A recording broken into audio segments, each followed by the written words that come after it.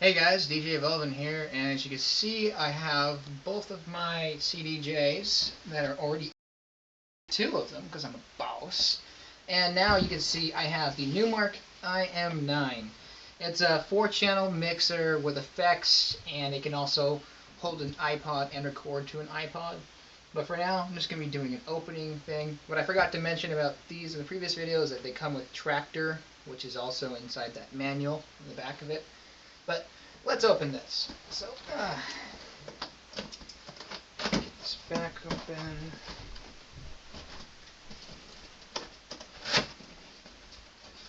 So first thing you get out actually is the mixer itself. But you get the styrofoam. Let's see. Alright, so first thing you get is actually this, which is the power cord, and it's the manual. And then you get the actual mixer itself, and it comes in this nice little styrofoamy plastic hybrid thing. I don't know what it is. All I know is it comes with every single DJ equipment thing in electronics, for that matter. So yeah, so here's the manual and the power cord. Can't wait to hook that up in a few minutes. Let's get this open.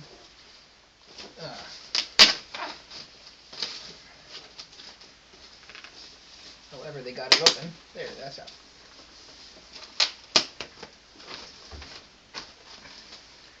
The top is metal. I can feel that now. Alright. So, wow. That actually looks very impressive. So there you have it. That's the mixer. Well, let's go over what it has here. So we have, of course, first thing some people might see is the iPod dock. And then on his side is the effects.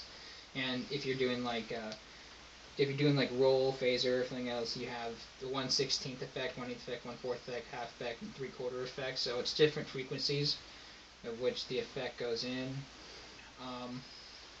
So there's a line fader, pre and post effects. But it comes with filter, flanger, phaser, roll, reverse roll, transform, auto pan, delay, reverse delay, and echo. And it has assignable channels. So there's 1, 2, 3, and 4 channels. So you can assign the effect to each channel individually. This is to start the effects, similar to a product that we will not name because it's more expensive and it costs $1,000 more. This is the wet or dry part of the effect. So this is pretty much how much the effect you're using. When it's dry, obviously using nothing. When it's wet, using all of it. So that's how you filter with your effects. You have your automatic beat counter here. It will instantly be able to keep track of the beat on either of the CDJs, and you can tap it to keep it in sync. If it's actually a weird one and it's just not right, you can tap to get those micro adjustments, and you can assign it to any channel you want. But it also has the BPM tap here. It's a little BPM thing, but there's also a BPM we'll read here when you're using the effects. Obviously you have your master audio for your DJ booth. That's what it says. It says master and booth here, so that's how loud it can get.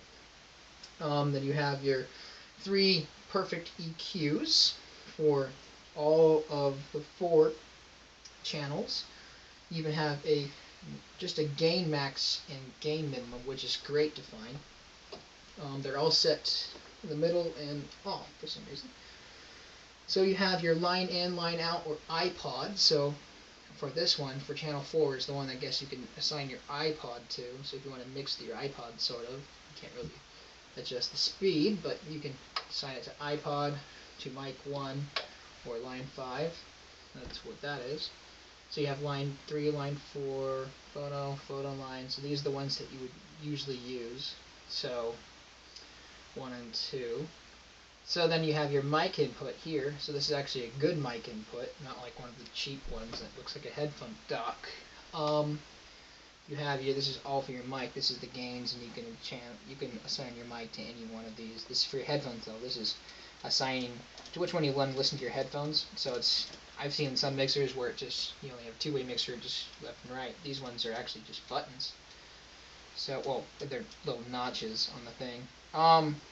Then there's a mix, split, and then just your other basic gains for your headphones, which is a very nice thing. You have your DJ mic on, take over, so you have different settings for your mic and oddly enough settings for how you sound through your mic. Let's get to the important part. Well, the other important part. The back, you have all your RCA outputs. You have a mic 2 output here. Looks like you have left and right big speaker. Well, that's really important to have these to go to those big amps. There's your obviously your power cable on-off switch. Changing it from 230 volts or 115 volts depending on the inputs in which you're using. You have all your channels here. Each one of the channels has its own RCA, line 1, like 2 different lines for it. Some obviously for MIDI and some not for MIDI. So all in all, I'd say this looks like a very good mixer. For say you have your ground right here.